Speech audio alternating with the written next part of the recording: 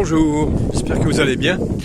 Il y avait plusieurs petits sujets comme ça d'actualité que je voulais traiter rapidement avec vous en attendant vos commentaires.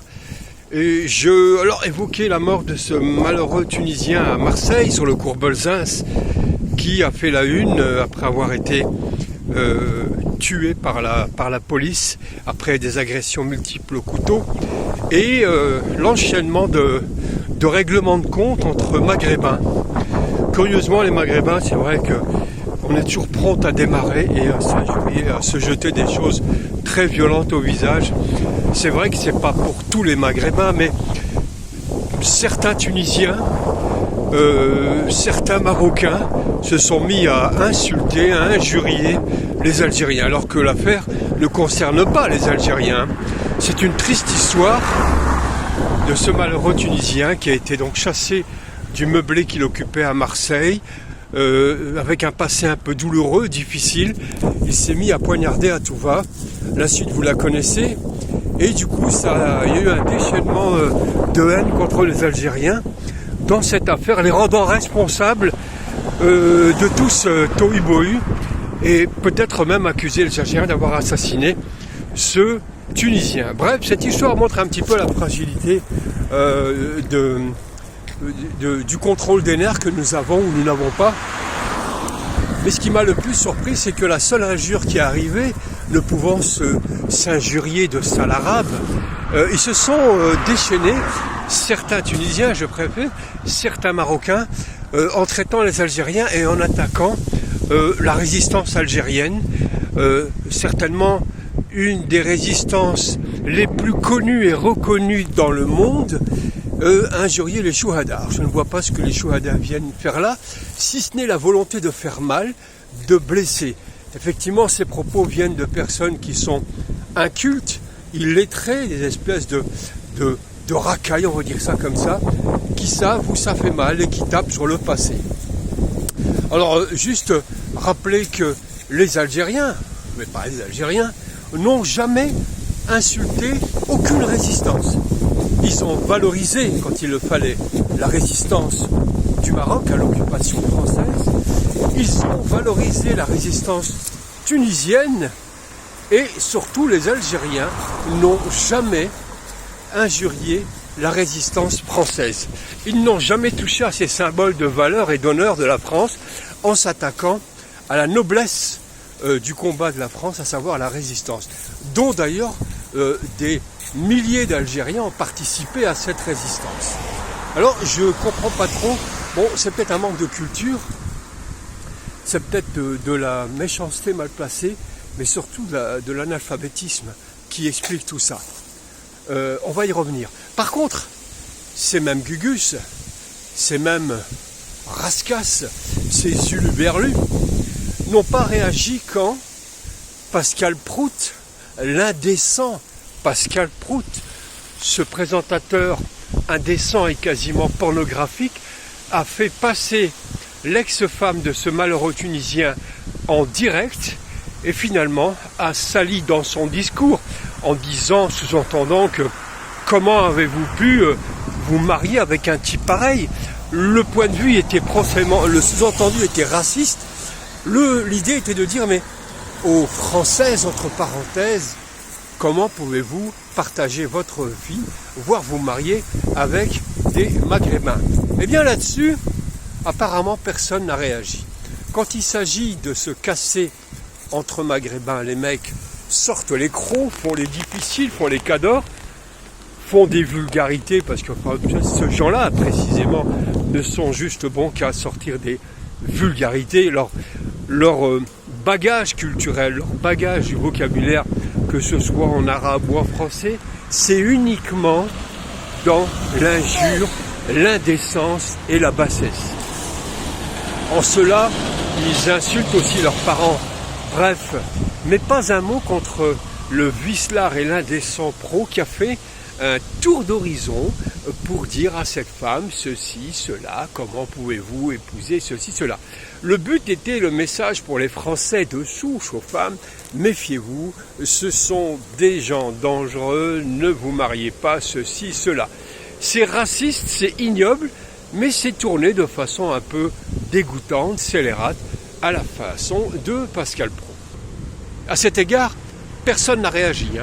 Quand il s'agit de s'injurier, de traiter la résistance algérienne, ils étaient tous là. Par contre, quand il fallait rattraper les propos malsonnants, abjects de Pascal Prout, le merdeux de WC News ou de Caca Information, là il n'y a eu personne. Ils n'ont pas vu que le coup porté par Prout est infiniment plus dangereux pour nous collectivement, pour notre image, pour ce que nous sommes, qu'ils ont préféré aller vers la facilité, insulter la résistance algérienne. Résistance algérienne qui est, n'en déplaise aux détracteurs, la plus reconnue dans le monde, la plus enseignée dans le monde, avant même la résistance française, qui était une sacrée résistance, il faut aussi le reconnaître et le dire. Avant de passer à un autre sujet, chers amis, en ce qui concerne la résistance algérienne, j'ai évoqué avec vous la famille Boubker, les 7 frères Boubker, qui sont tous morts, les armes à la main, en résistant dans l'ouest algérien. La famille Boubker a fait preuve, à l'image de la résistance algérienne, de sa vaillance, de son héroïsme.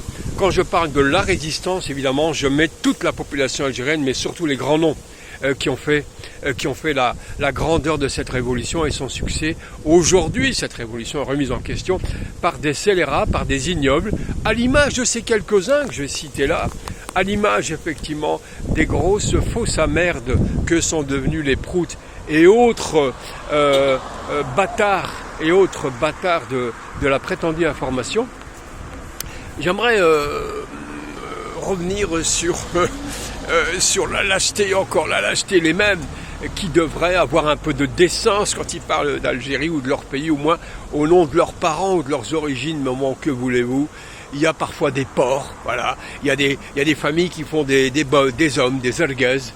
Il y a des familles, il y en a un qui sort, c'est pas le vilain petit canard, c'est le porc, c'est le khanzir qui sort, et ils sont nombreux. Alors, j'ai... dans ceux qui vont avoir du succès facilement en crachant dans un contexte aujourd'hui où l'Algérie est mise à mal par l'opinion, l'opinion manipulée, eh bien, pensez que si un Daoud, par exemple, veut avoir du succès et avoir un peu de courage, avoir un peu de poil au menton, eh bien, qu'il écrit plutôt un livre, non pas sur une femme qui a été victime de violence, par ce qu'elle a vécu, mais aussi par la violence de Daoud, qui est une violence, qui est une forme de viol de son intimité, bien que ce Daoud, ce grand écrivain, s'attaque plutôt, alors pas un mot, tous ces scélérats, les Sifaouis, les Semar, les Sansal, alors le Sansal encore moins, porte bien son nom, et Daoud n'a jamais dit un mot sur le drame que vit la Palestine sur ce génocide. Pas un mot, absolument rien n'a été dit. Tout a été... Voilà. Par contre, ce Daoud, pourquoi ne parlerait-il pas d'une femme qui a été violentée, agressée par lui-même, son ex-femme? Ce serait courageux de sa part et ce serait une forme de reconnaissance ou de respect des femmes, comme il aime à le dire, etc. Voilà. Ce serait pas mal. Et que... Par exemple, Sifaoui, de son côté, celui qui a volé 300 000 euros à la France, un voleur, au même titre que la racaille en col blanc, que sont la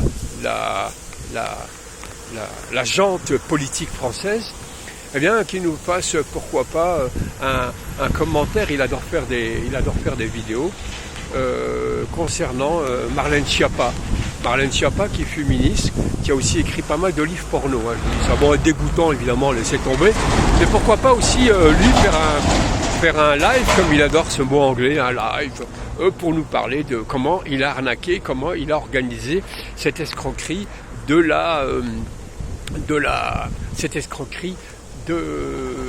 fonds Marianne. Et puis alors sans ça, n'en parlons pas, parce que lui, il est copain comme cochon avec les Sions. Ça rime bien. Et pourquoi pas Semar aussi nous dire le temps, quand il fricotait bien avec le pouvoir de Bouteflika et qu'il a pu s'engraisser. Parce que là, quand je parlais de certaines familles qui ne font pas que des vilains petits canards, mais qui pondent des porcs, lui, voilà, hein, il est plus proche du halouf que du journalisme qu'il prétend exercer. Bon, voilà. J'ai fait un petit tour là-dessus, chers amis, je vous remercie infiniment. Merci de partager, merci pour vos commentaires et merci aux donateurs sur PayPal ou Tipeee. Je vous remercie infiniment et je vous souhaite une excellente journée.